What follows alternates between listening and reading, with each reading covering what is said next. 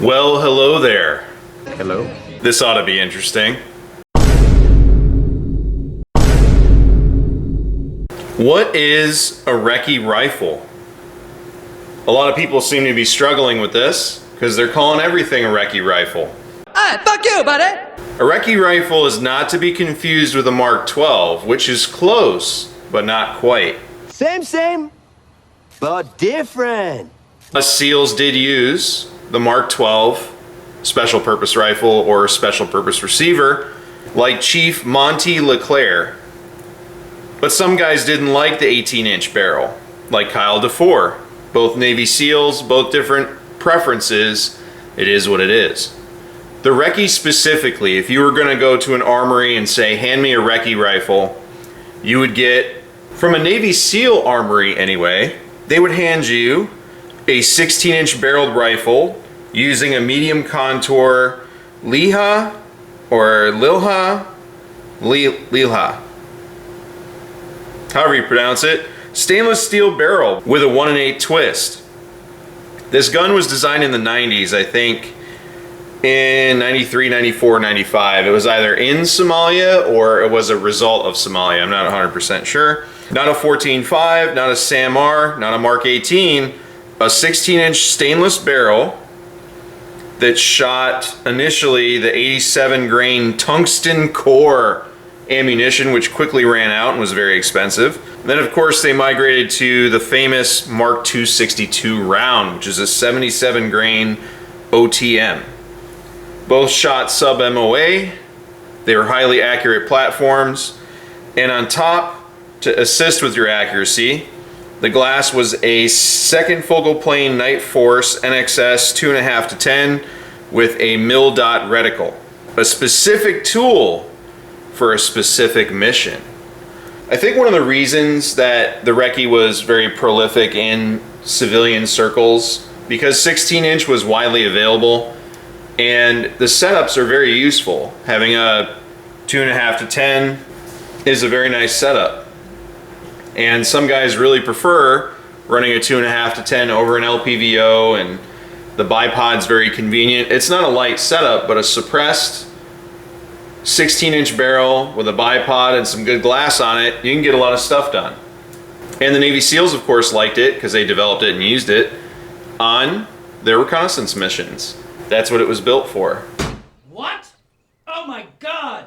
Who told you? The 2.5 to 10 gave him versatility to get a wide field of view or something a little more focused. And I say that not knowing anyone involved, just what I heard on the internet. So if that's what a RECCE rifle is, what isn't a RECCE rifle? Pretty much everything else.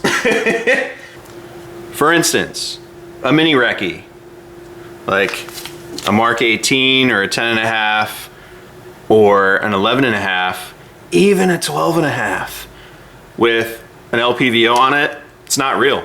The internet made it up.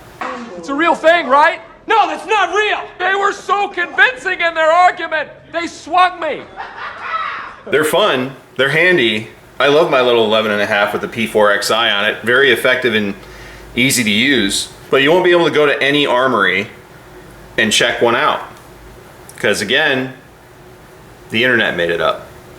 It's also not a one-off Mark 18 or 11.5 URGI that someone rigged up downrange.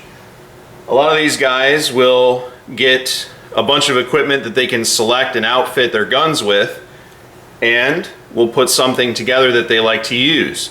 I myself would love to use an LPVO on whatever rifle I use. And if I get deployed and I check out a rifle, whatever I qualify with it on, that's what I can take. Now you're also checking your stuff into somebody else's armory, so they're probably gonna mess with it. But there's some guys downrange that'll take their Vortex Razor off, or the Marines will bring a Vortex Razor and put it on a standard M4. A few other things, but a lot of guys will do things that they can get away with and qualify within regulations. People will take pictures of it, put it on the internet, and they're saying, oh, that's the new setup. These guys are using it everywhere. It's not how that works. I know there's a couple pictures of guys running around with a Mark 18 with a Vortex on it. You can't go to armory and check one of those out. That's that guy's setup. While it's out there in the wild, it's not an official setup. So no, that's not your justification for my first point, which is mini recce's were created by the internet. It's the same thing.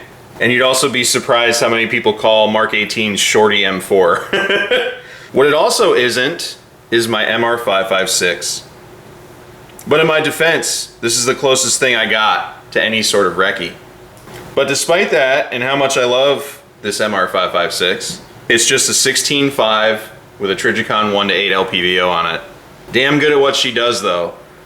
But even in my other videos where I call it the heavy recce, it's more of the intent and purpose with the design versus what the actual rifle would be. So this is, by technical definition and autistic cloner categorization, it would be a GPR, a general purpose rifle. It wouldn't be a clone, and they'd yell at me for calling it that. Just wait till I finish my black MR556. And lastly, it's not whatever rifle you bring with you. There's a couple guys back in the day that said, whatever I'm taking with me is what I have to do the mission. Therefore, this rifle I brought with me on this recce mission is my rifle for this recce mission. What everyone else on the internet interpreted that to mean was, oh, I can just bring anything I want to do a recce mission, and you have all of this sloppiness going on, and how XYZ optic is actually okay on a recce rifle, and this 14.5 is a recce rifle, or this 13.7 or 13.9 or 12.5. They're recce rifles. No. They were so convincing in their argument, they swung me. Reconnaissance, and recce for short, is a purpose-driven mission with purpose-driven equipment, so don't handicap yourself.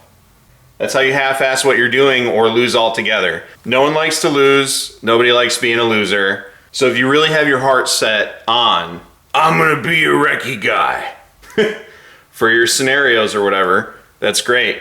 What I would recommend you do is you talk to a bunch of recce guys and you read the books from the recce people that are out there and available, and take that information, get that gear, because those people are going to have valuable insights on equipment, rifles, mission sets, all that other stuff. Obviously, it's not going to have every nitty-gritty little detail, but what it will have is a bunch of pointers to prevent you from falling into pitfalls that other people have. Save you some heartbreak. It also isn't just throwing whatever ammo you want in there to do the job. Again, we're getting to the mission later, which I damn sure shouldn't be talking about, but it doesn't stop anyone else on the internet either. I'm not an authoritative source on this stuff. If you don't like what I'm saying, go to a more authoritative source, like Kyle DeFore, and you ask him, and you see what he says. That's the world we live in with this stuff, and luckily, if this really hurts you deep inside, if you built your whole persona around recce, I have a very important piece of information for you. Your rifle still works, hopefully, and you can still shoot it and have fun with it and enjoy it, all right? You can do anything that you want to do so long as it doesn't hurt anyone else. You'll be fine. The sun is still going to come up, the internet will still exist, and everyone will still have the opinions they had before coming into this video. As always, thanks for watching. Take care out there.